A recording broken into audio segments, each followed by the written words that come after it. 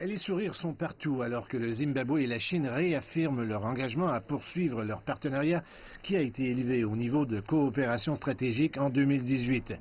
Après des entretiens avec le ministre zimbabwéen des Affaires étrangères, le vice-président et une rencontre avec le chef de l'État, Wang Yi a quitté le pays satisfait.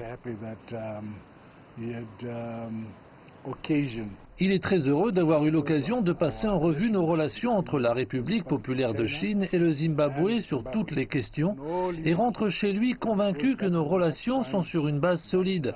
Reste à consolider et à approfondir ces relations tant économiques que politiques.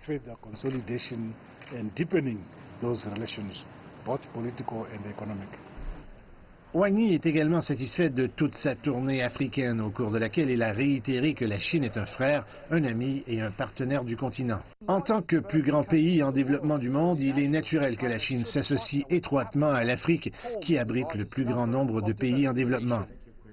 Wang Yi a souligné que la Chine a construit plus de 6000 km de routes et de voies ferrées, près de 20 ports et plus de 80 centrales électriques.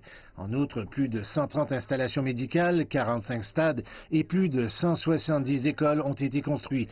Plus de 200 000 professionnels africains ont été formés par la Chine, une intervention importante pour le développement du capital humain.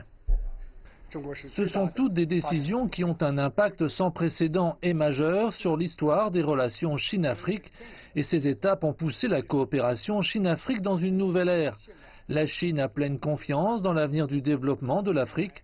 Nous avons pleinement confiance en l'avenir de la coopération Chine-Afrique et nous continuerons à faire de la coopération Chine-Afrique un précurseur de la coopération internationale en Afrique. L'Afrique a déjà été établie en tant que premier partenaire international de coopération en matière de capacité industrielle de la Chine et est sur le point de générer de nouveaux avantages dans le cadre de l'initiative Ceinture et Route et dans le cadre du Forum sur la coopération sino-africaine.